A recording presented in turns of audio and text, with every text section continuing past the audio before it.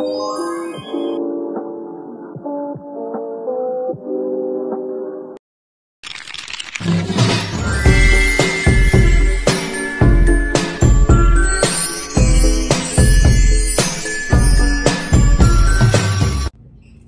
magandang hapon po.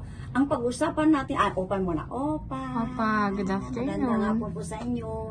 Kumusta na po mga viewers, mga subscribers, mga kaibigan ko, yung mga nagsusubscribe lagi sa amin, nagsusubaybay po sa amin. Magandang hapon po. Ang pag-usapan natin po ngayon ay tungkol naman po sa gamot sa dinggi.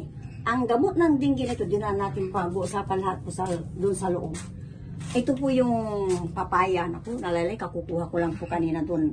Papaya, ilalagay po natin ito. Ilang kadaming tubig. O, ilalagay natin po yan. Sindihan natin. Ayan. Tapos, lagay natin po yan. Ayan. O. Pakulin po natin yan. Ayan, kumukulo na po siya. Ayan, kulong-kulo po siya. Yung papaya po yan. Ang kinuha nating papaya ay yung lalaki. Kasi ang papaya, dalawang klase po yan, lalaki at saka babae. Yung lalaki po, yung bulaklak niya is, yung pahaba, marami. Pag babae naman, iisa lang yung tumutubo na bulaklak niya. Ayan. Yan, kanina natin, lutuin natin mabuti siya. Hello, magandang hapon po. Opa! Matagal namin mga viewers. Pasensya na kayo kasi alam naman ninyo, laging busy. At saka pista kasi dito. Ang habay sa linggo. Ang pista nila dito, preparasyon. Ang pag-uusapan natin ay tungkol po sa sakit na dinggi, gamot ng dinggi po. Pero ito po yung papaya. Papaya po yan. Papaya na lalaki. Ang papayang lalaki, ang itsura mo po yun, yung ang bulaklak niya pa, marami. Ganon pa, haba-haba. Ang itsura, yung lalaking papaya. Kasi dalawa lang po ang papaya eh. Babae at saka lalaki. Yung isang papaya, yung bulaklak niya, isa lang. O dalawa. Ganon lang, na magkadikit-dikit. Itong papaya, pahaba, na maliliit. O, iunahin ko na po ito, na ibabad po dito sa may, anong tawag dito, yung mainit na tubig. Ilalagay ko ito. Habang pinagkukwentuhan natin itong kwan. Ayan. Tungkol ang pag-usapan natin, ito pong nilaga natin na, anong tawag nito ay na papaya.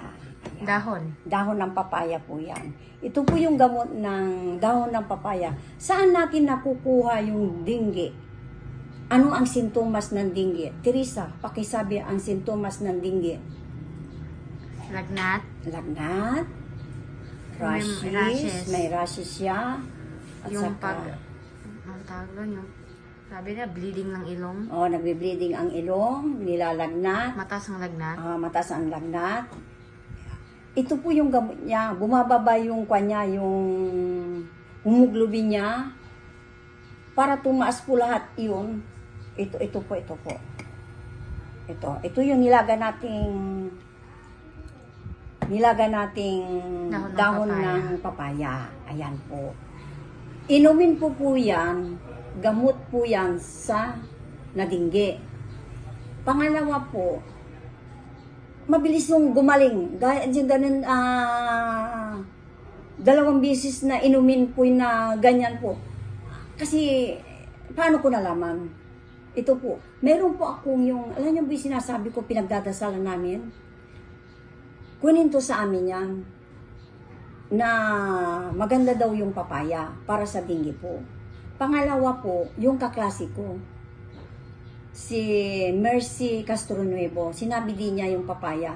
Siyempre kahit ako, hindi ako naniniwala. Kasi yung papaya, pagkuhan mo yun yung pala, ilalaga. Ilalaga mo yung dahon ng papaya na lalaki.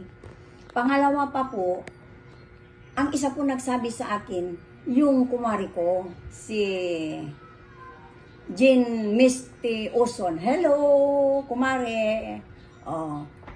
Siya din ang nagturo sa akin kung ano ang gagawin. Kasi may isa po akong pamangkin na nadinggi po. Nadinggi po siya. Nagkaroon siya ng rasis sa katawan. At saka, yung tae niya may itim-itim. Yun po. Pangalawa po, yung mataas ang lagnat.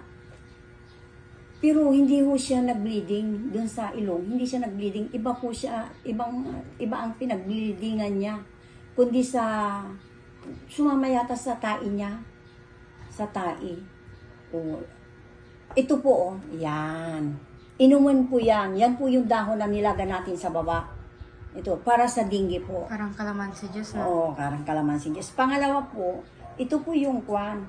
Ito po naman yung kwan natin sa, ikwan natin sa, ano pa yun, dun sa nilagang,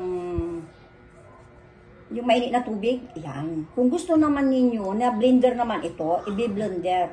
Yan, blender. Kung gusto niyo sa blender naman ito. Dahil wala pa po kaming blender. O, wala kaming blender. Ang gagawin namin po, dito po, didikdikin natin. Ayan, didikdikin natin. Ayan, didikdikin po natin yan. Para ba yung kwan? Alam niyo yung oregano? Ayan, yung oregano. Yung oregano, ganito din. Yung oregano eh.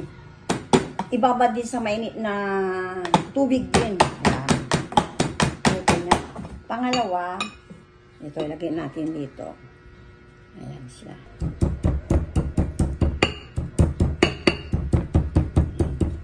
Pigain natin po. Pigain. Malinis po yung kapo.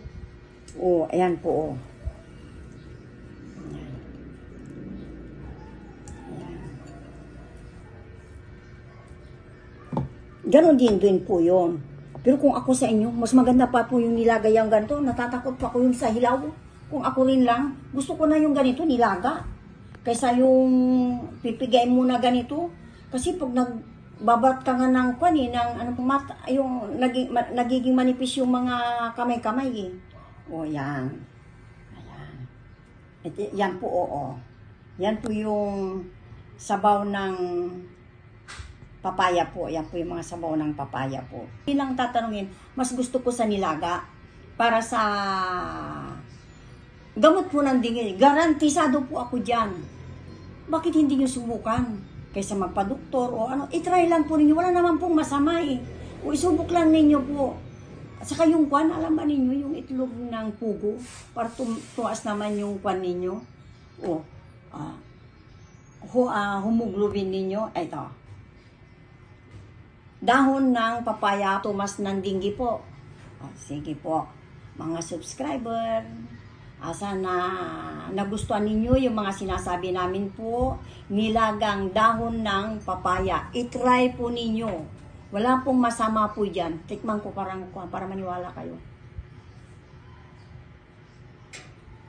Parang mapait. Pero okay lang. Mapait po siya. Pero sabi nila, maganda. At saka yung kwan, ang sabi ng kumari ko, bukan din ng pamangking kong si Jonathan. Oo, nagkadinggi din yun kasi doon sa likod. May kanal kasi doon eh. Maraming dinggi kasi doon. Ay, dinggi. Saan siya na ano? Diyan sa likod ng bayan. Paupahan dyan. Oo, dyan sa bahay nila dyan. Oo, doon. Sana nagustuhan ninyo ang mga bago naming vlog ngayon. Para akong kinakabahan. Kasi naman, sige po, Stay bye. safe. God bless. Opa. Thank you very much sa mga viewers namin. And please don't forget to click the bell button. Go 1K na tayo, everyone. Paki ko naman po. Sige. Bye. Bye.